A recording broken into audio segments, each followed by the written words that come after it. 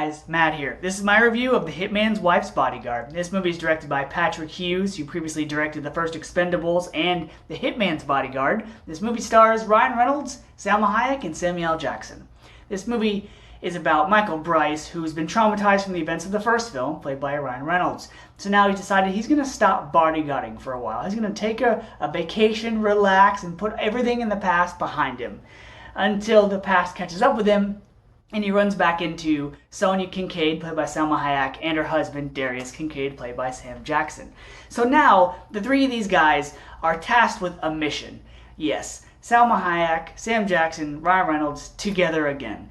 Now, Selma Hayek was really funny in the first film, because she was in one scene. So now, we get a whole bunch of Selma Hayek yelling, cursing, using obscenity, making Ryan Reynolds feel really, really small. But that's what made this movie funny, is a lot of it's situational humor. It's Selma Hayek and Sam Jackson being loud and, explosions, stabbing people, shooting people, all while Ryan Reynolds is trying to stay out of it. It's situational humor. It's them being loud and explosive, and Ryan Reynolds trying to stay away, being quiet like a mouse, and he gets stuck in the middle of it.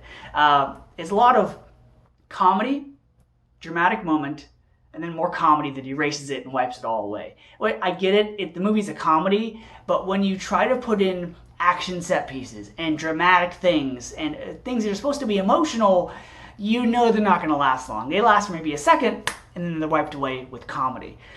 Morgan Freeman co-stars in this film, but he was better off in a movie like Red and Red 2. Someone that age fits much better in that kind of movie. Here, it's like he's supposed to be the punchline to a joke. He's there, serves a purpose, and then everything he does is just done for comedy, not really to move the storyline along. Antonio Banderas is in this. He plays the villain in the film, and he's good. It's nice to see him and Salma Hayek reunited after over 20 years since Desperado, so that was cool. Frank Grillo is also in this movie, and you think, oh, Frank Grillo from the MCU movies, and, Warrior, and all these cool, epic Netflix things. No. He's just reduced to a detective with a Boston accent. He doesn't shoot a gun. He's just a detective that's frustrated because he's not in Boston anymore. That's it. He could have been the bad guy in this film. Granted, he's playing a bad guy in a lot of things, but he could have been a badass. He could have been an action star in this, like a helper. They cast a guy named Tom Hooper, who's like another Secret Service guy. That's another hitman that Ryan Reynolds kind of like idolizes. Frank Grillo could have played that role, but he doesn't. He's just a cop. And in a lot of movies like this, you have a cop that's like hot on the trail, that's about to catch up with the good guys, or kind of say, don't do this, and then the good guys are going to go and do it anyways. So, because this movie was a lot of action with a lot of CGI, and a lot of Ryan Reynolds, being Ryan Reynolds with his quips and his, reacting to things. That's what he does, and that's what he does well, is he reacts to stuff.